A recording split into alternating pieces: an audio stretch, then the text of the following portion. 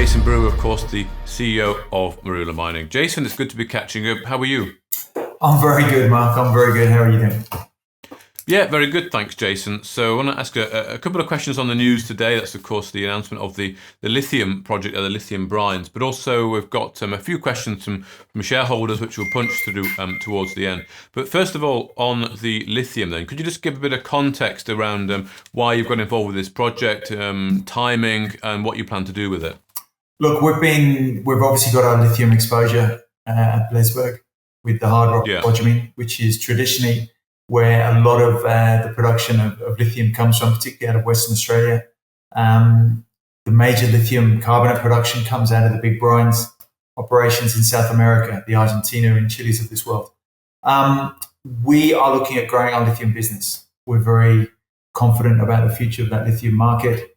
That confidence comes from discussions with major players looking to secure strategic positions in the lithium sector and direct access to production. So picking up a position in the salt pans there in Botswana considered one of the most reliable of investment destinations in Africa, the Switzerland of Africa, as I've heard it called in the past.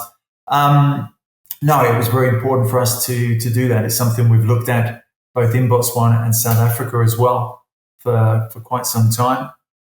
This came along after a lot of hard work, a lot of due diligence. And like I say, it complements our business in the lithium sector very significantly. And strategically getting involved in the direct lithium extraction processing route is something that we can utilize quite significantly up here in Kenya as well. So from a bigger position, and strategically, it's very important for us.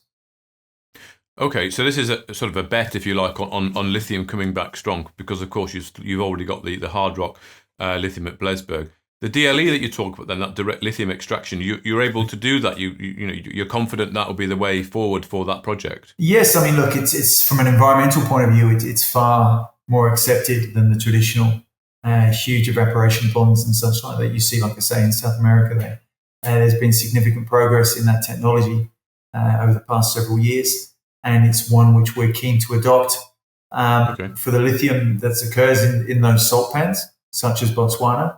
But then also looking at how that can be applicable to other areas, such as the geothermal areas, which you have significant positions here in East Africa. So it's a broader, call it strategic play, strategic direction. Okay. And it's supported by some of the parties, like I say, that we're looking at working with over the coming 2025, 2026 in terms of how we produce lithium products going forward. Okay. Well, I do want to talk about your other announcement, your advisory team, but just quickly before we get on to that, there's a lot of projects now. How much weighting will the new lithium project get? It's going to get a fair bit of attention there. It's a much earlier stage than what we traditionally looked at, I'll be honest. Sure. But it's one that we can move very quickly to. There's a lot of activity in that region. I know of 2 other UK-listed companies that have significantly large prospecting licenses there as well. And that have recently put out very promising announcements on their findings and lithium, which was detected in all samples for one such company. So we'll give it the appropriate weighting, and we will be looking at using our cash flow from the various operations to fund that exploration program. We will take that through all the development studies. We will do the necessary work to take it through to development to commence mining, if you want to call it that, but the processing of those brines. Sure. Okay.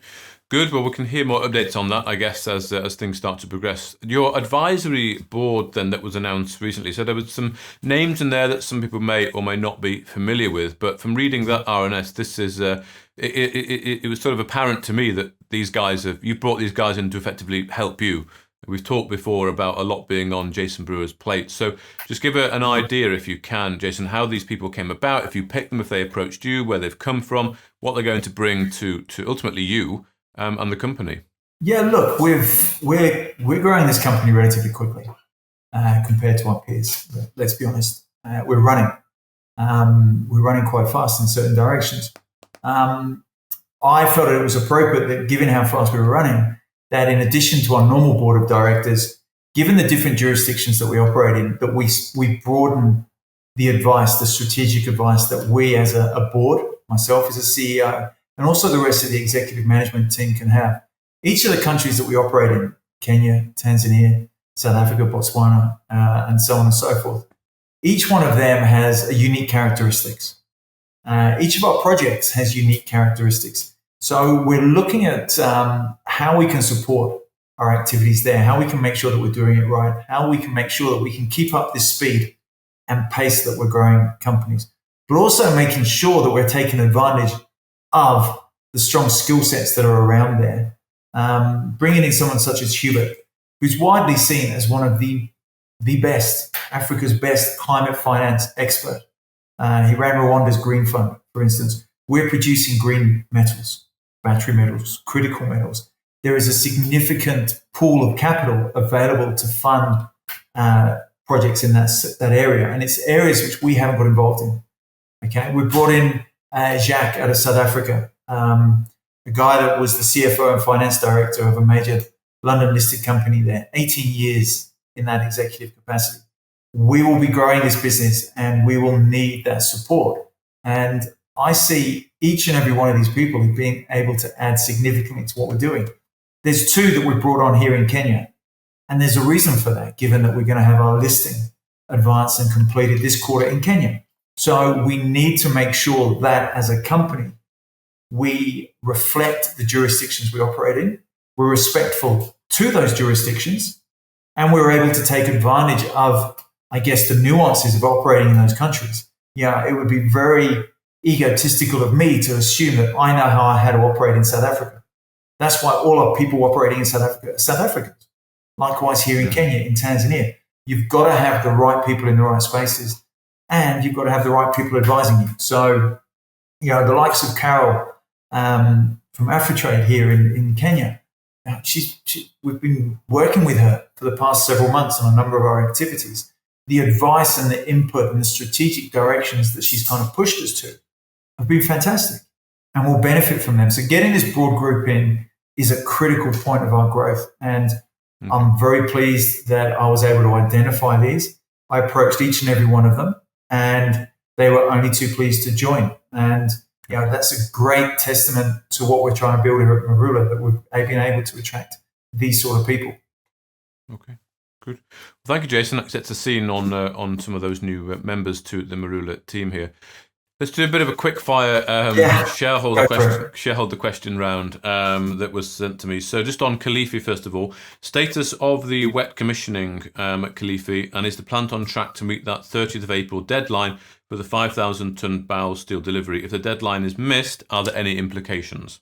There's no implications there, but we have some final work to be done, small areas of the plant, which weren't able to be done over the Easter weekend and the past week. A lot of that is stocking up on spares and consumables there. We have material which will be going through that plant. And if we're operating it 24/7, then let's see. But we're dealing with Bow Steel. Bow Steel have done their work on us. Bow Steel are a top 50 company in the world. So they don't get associated with companies that they're not confident with. So that operation will have updates out on the RNS, giving you a very detailed update about as to where we are with that. Scan Global, who are our logistics guys, we met with them yesterday. So that's all moving ahead. Okay, good. Kenusi then, so the progress at Kenusi, how's that going, including the 250-ton trial shipment, subsequent offtake agreements, and the timeline for installing the phase 1 plant, originally due Q1? Okay. Fair few questions there in one, but that's not a problem. 250 tons done, second processing stuff underway there. We're dealing with one of the world's largest commodities group in regards to the bigger transaction and further trial shipments there. We hope to get that wrapped up over the course of the first part of May. From a phase 1 point of view, there's some small parts which we've got to deal with there, but the crushing, the screening, the key parts of that plant, absolutely there. We'll do the formal kind of launch of that. We haven't had to do that from the outset for these initial trial shipments, but you'll see that kick in for shipment 3, 4, and 5. Right. Okay. What do we have next? Okay, so that's is that on track then for? Well, it won't be Q1 because we're through to Q1. It'll be probably the next 2-3 weeks. Okay. And that's more, just so that's more because of some of the requests by the larger groups as to the nature of that material they want. So we've had to change a few of the screens. We've had to do the jaw crusher just to make sure that the product that they want for their clients, we meet that fully. Okay. Is funding for Kenusi secured through the AUO facility? We have the funding in place for that phase 2. Absolutely. Okay, we also have, we're reviewing other indicative offers from one sovereign wealth group, from the major commodities group, Swiss-based commodities group, that are wanting to basically secure the 3-year production from that facility. So there is funding and there are additional sources of funding, so we'll maximize the benefit of that funding over the course of the next couple of weeks. Okay, good. A question came in about equipment is sat dormant at Larissoro when Kenusi needs updated plant and trucks. I guess the question is, can you utilize it? That's like saying, Mark, no disrespect to the question, you've got some trucks sitting there in London, can you not use them up in Inverness? And across the border. I don't know how fluid the border there is in Scotland. But no, we're actually using that equipment at Kilifi on some of the mining side. So we are utilising all of that. We don't need it in Tanzania. Okay. When's drilling due to commence at Kenusi? We have received the drilling contract through from our independent from Geofields in Tanzania. We've asked them to expand that drilling program, also to include some of the geophysics work. So we will be drilling their diamond drilling before the end of this quarter. Okay, good to hear. Blesberg now, just one question. Current status at Blesberg, and when will the overdue CPR report be released? The CPR, an initial CPR was lodged as part of the environmental authorization, which was received as part of the mining right. So again, we've moved from a mining permit, which was a 2-year mining permit, to a 10-year mining right. And obviously we've had to lodge that environmental bond as part of that. The CPR is being updated by Jacques Perot, who's our environmental CPR guy there. There was additional work, like we said, because of the high value minerals that were identified through the initial work. That will be released this quarter, as I think was stated in the announcement on the update on Blesberg. Okay, good. And just on to some general matters from the company. Why were the recent share subscriptions placed through CMC instead of AUO? Could you confirm or clarify AUO's commitment to Marula here and the project? That was the instructions provided there. I speak with Quinton quite regularly. He's a massive supporter of everything we're doing. He's obviously busy doing a lot of work with his fund and his major iron ore and steel operation that he's doing there in Southern Africa. As you know, Mark, you've spoken with him before. I know he's got a coal business which he's restructured massively over the past 2 years. He's still very supportive of what we've got and also some of the other companies that I'm involved in with him. So he's a great partner to have, but that structure was done through him and under their instructions. Okay, right, fair enough. In terms of the accounts and just considering past suspensions, indeed auditor change as well, and the new asset acquisition, can you assure shareholders the accounts will be on time and there'll be no issues with that this year? Yes. Good. Okay, excellent. Status of the NSE listing? Will be completed this quarter. We need updated accounts for that. One of the reasons why we've strengthened and introduced the whole concept of an advisory board was to basically bring in very reputable Kenyans that have that financial markets experience here and investment experience here. So you look at what Jared brings from his from when he was running local banks here in Kenya and East Africa. You look at what Carol has done on the investment side. That's very significant. But then on top of that, we need to be as attractive as possible as we can to Kenyan investors. So we are going to be the only mining company listed on the Nairobi Stock Exchange. They don't understand exploration. Their whole model here is about revenue generation. So we need to make sure that when we're listed there, we're able to demonstrate that we are actually making money. Hence why it's been aligned to what we're doing here at the operations here in Kenya, and getting first payments, first shipments out to Bao Steel. Bao Steel, they know it's a top 50 company in the world, like you say. So you don't get a better counterparty in the manganese sector than Bao Steel, let's face it. So we're able to tick off to all the funds, investment groups here in Kenya, that we have the necessary experience and we are a good, strong investment case for them.